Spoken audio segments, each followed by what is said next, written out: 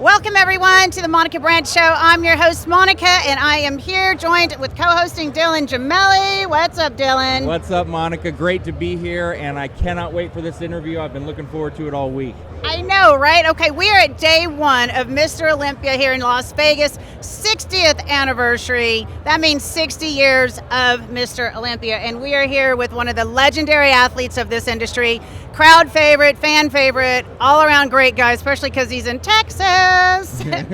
Two-time Arnold champion, and of course, top two of the Olympia, Mr. Brant Warren. How are you today? I'm doing good. Thank you for having me. How are you?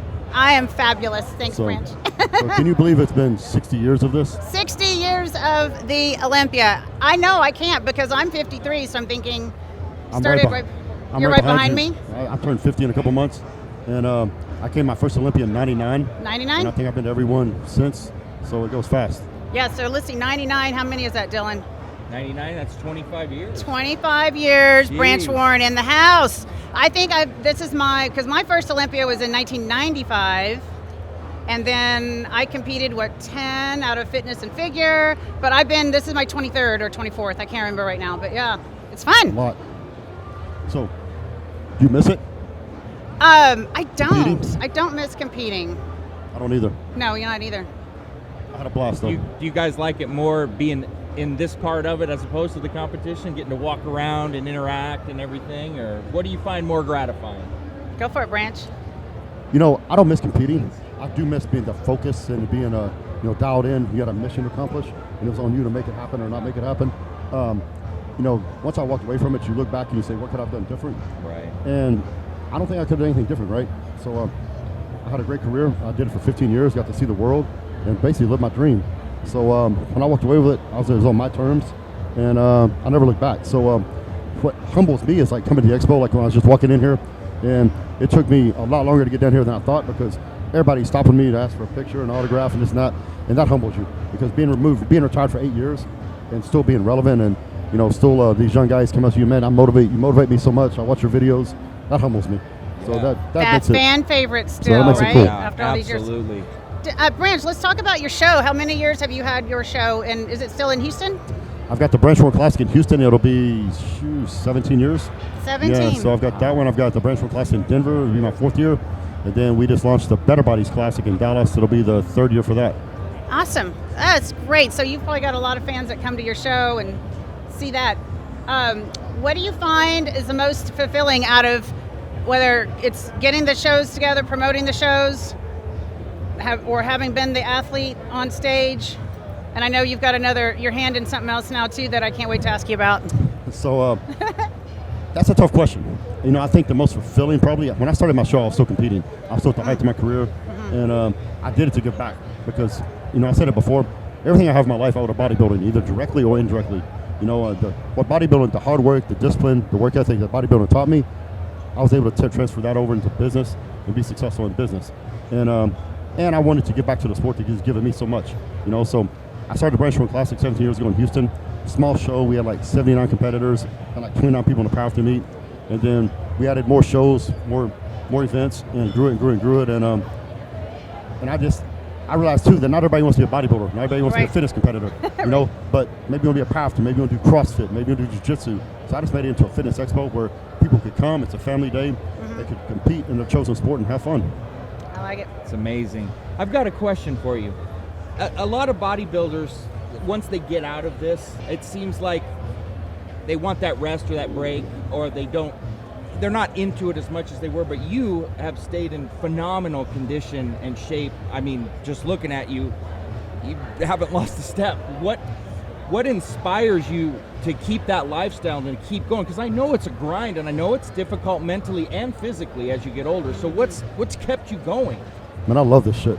I love it. I've always been a bodybuilder. I am a bodybuilder, and I always will be a bodybuilder. Yes. And I've said this last night. I did an interview, and some people train because they're bodybuilders. I was a bodybuilder because I love to train. I love it. There's a difference. Yeah. And a big difference. And just because I retired from the stage didn't mean I retired from the gym. So I've lost 40 pounds probably since I was competing intentionally. There's no reason, I don't want to walk around at 270 pounds anymore at my height. But I feel better. I can move better, getting lighter. but I still want to be in shape. I want to look like a bodybuilder, and I still love to train. So in the eating, that's just, I did it for so long. That's just how I eat. That's a lifestyle, right? You just change your eating habits, right? and then you stay in shape. I love it. And I believe bodybuilding is one of the healthiest, if not the healthiest thing you can do. I think competitive bodybuilding is one of the most unhealthy things you can do. So once Extremes, I stepped away, right? yeah, once I stepped away from there, because anything you're trying to be to the extreme and try to be the best in the world at, you're going to push it past the limits. Right. And so that's very true of competitive bodybuilding, especially this show here. So once I was done with that, I'm still going to bodybuild, but I want to be healthy. And I got through all those years. I'm healthy, no major injuries. I had injuries, but nothing that lasting effects. And so I'm blessed. So I love what I do. I love going to the gym still. And I don't want to be inspiring, man. I don't want to be fat and overweight. So. I love it. Very inspiring. All right, so 60th anniversary of the Olympia. What does it mean to you with this industry and being here? And where can people find you here? So this weekend, the 60th anniversary, bodybuilding, like I said earlier, everything I have in my life, I owe to bodybuilding. When Joe Weider started this 60 years ago, it's just a few guys came together and had a show. Come together. And so now it's huge, right? I mean, the addition of all the different divisions, the wellness, bikini, the men's physique, 212, et cetera, et cetera. Man, it's brought so many more people into the sport. Look at the size of the expos now. Look at the size of the Olympia shows. There's shows all over the world now. The NPC has went global now, so there's more people involved, actually competing in the sport than any time before in history. So that's been huge. Yep. As far as me, I'm here all weekend doing what I do, shaking babies and kissing hands. So I'll be at the gas booth. I'll also be at the Mid 45 Uprising booth most of the day today, and I'll be bouncing around the expo doing some other things. And you can always reach out to me on my Instagram at @Brant and send me a DM, and I'll get back to you. Okay, we got to talk a little bit about your cutting with the horses. Yes. Because, my husband and I have a horse business, and that's his thing. Of course, I grew up riding and showing, and I've done a little cutting just for fun, not anything professional by any means. We don't work with cattle at this point in our career, but talk about the horse piece, because it's really fun to see you doing that. So I grew up in West Texas on a ranch. So I grew up on my grandfather's ranch, and he was a cowboy. And had I not moved to Fort Worth in high school, I probably would have been a cowboy. I was going to be a bull rider. My mother hated it, and because it's not a matter of if, it's a matter of when you get hurt. Right. So, but I told Mom, I said, Mom, I'm going to be good. I'm going to win the world championship. I'm going to make all the money. I'm going to get all the cowgirls. It's going to be good. And she's like, you're going to get hurt. I'm like, whatever. So we moved to Fort Worth. I became a bodybuilder, and so it's funny when you're a kid. Sometimes the way you grow up, you want to get away from it, but then you get older, you go back to it. Yeah. And so I knew how to ride horses and all that, but I didn't know anything about cutting horses. So, sometime in my late teens, early 20s, I saw a cutting horse and went to a cutting horse competition. I was like, I didn't know a horse could move like that. We had it's roping amazing, horses and right? ranch horses. So fast. Yeah, and I'm like, wow. So fast. Well, it was many years before I got the opportunity to ride one, and I was like, wow, that's badass. Yeah. And so I retired, and I'm very competitive. And so I'm like, I got to find something else to do to compete in. And I met a buddy, and he's a really good, cutting horse guy, and in the Cowboy Hall of Fame. And he brought me out to his ranch. He said, "You gonna bring your daughter out and ride some of the horses?" I was like, "Absolutely." And I had horses, but they weren't cutting horses. No, special horse. We go out there, and he puts me on a horse, and I'm like, of course, my daughter just took to it. She loves horses. She's been in the riding since she was 3 years old, and so she loved it. And anyway, we hit it off, and he's like, my friend's a weird mix of like computer nerd, cowboy, and bodybuilder. And so I trained him for bodybuilding show. He won, and he started training me to ride cutting horses. And I've done several competitions, and just fell in love with it. That's awesome. Tell our viewers a little bit about cutting, because it's very different than roping and what everybody has. What they're like. What is cutting? Yeah. Well, first of all, with cutting, I think the Mr. Olympia prize money tonight is like $500,000 for the men, maybe $1.2 million for the total thing. And there's not a whole lot more money than that in the rest of the circuit. There's a lot of shows, but not a lot of money. The cutting circuit, I think this year there's $180 million in prize money, just in prize money. So it's very competitive. A lot of people participate into it. It's growing. And so what it is, it's a cowboy sport. So back in the day, if you're trying to work cattle, you had to separate the calves from the mama cows. Well, they're not going to just let you separate them. So you had to be able to, cowboys had to go in, had to cut that calf away, and so they could, vaccinate it, work it. do whatever they brand it, whatever they need to do, and then turn it back loose into the herd. So that's how it became a sport. You know, it's something that cowboys still do on big ranches, but they turned it into a sport, and it's very competitive and a lot of money into it. And, you know, some of these horses, I think Metallic Cat sold for $30 million a few years ago. You know, it's insane the price of some of these horses. So it's a very competitive. It's if you haven't done it, go and Google it, watch it. Go Google it. You'll have no idea that a horse can move like this. Cutting.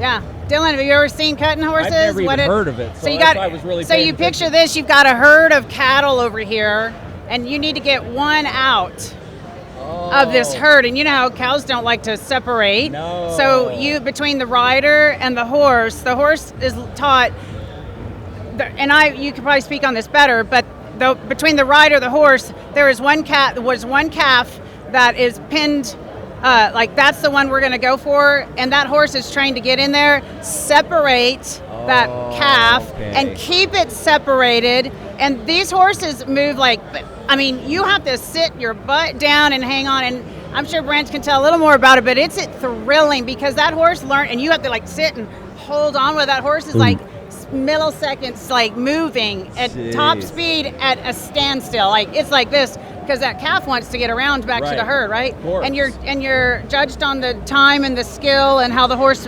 reacts. And if you lose the calf, you're done. Game over. Once you cut the calf out, you can't disturb the herd. You don't want to just go bust them up. And you get it cut, then you got the line. You got to hold the line once you get him cut, and you can't use the reins. Once you get him cut, you have to put your hand down the horse's neck. It's all feet. So you train the horse to react off your feet and your body. If you want to stop, you just sit on him, he'll stop. He'll drop his ass and stop. You know, use your feet. You push him right, left. You know, speed him up, slow him down. Yeah. And so the horse has to be super trained. And it's funny because people say, the horse does all that. Well, if you don't know how to ride, you're in trouble. You fall right off. You're gonna fall right off. Yeah. Or the horse is Fall just on your gonna stand head. there and look at the cow like, whatever, bro, I ain't doing this. So. Yeah. Oh my gosh, so fun. I love it. Well, Brant, I know you've got a lot of places to go to and people to see. Yeah. So we're going to have to wrap up here and let you go, although we would enjoy talking. I'm sure Dylan has a ton more questions for you. Yes, it was a blessing. Another to talk to you, time. I hope I get to talk to you again. We'll do it again. I think this is the second time I've done the show. So we'll do it again next year. Yes, next year. All right, guys, thanks so much for tuning in. Go find Brant Warren, all his social media. Go see him at his shows. Be sure and tell him that you heard him here on Monica Brant Show. Yes. Also check out wickedcuts.com, my beef jerky company. Oh, yeah, So, I want yeah. to try that. Yeah, wickedcuts.com. wickedcuts.com. Beef jerky. We got maple bacon, a number one bestseller. So one bite and it's so good you'll slap your mama. And you work with my previous boss, Scott, right? James, yep. I mean, y'all are partners on that, right? We were talking about you the other day. Oh, I was really? doing your show and he said tell you hello. Okay. I love it. I always have a heart for Scott. He and his wife, awesome people. Yep. All right, guys, thank you so much for joining us. Dylan, we're on to our next, right? Yes, okay. absolutely. Thanks for coming. All right. Absolute See you guys pleasure. soon. Thanks for joining us here at the Monica Brant Show. StemRegen is professionally formulated for athletes for enhanced recovery, improved microcirculation, and smart cellular signaling. I attribute being an athlete to all of the years of this incredible journey I've had in the health and fitness industry. I'm Monica Brant, 30-year health educator and encourager. Having added StemRegen into my program for the last year, I've been able to maintain the level of intense exercise that I demand on myself. Thanks to StemRegen, I am unleashing my regenerative potential.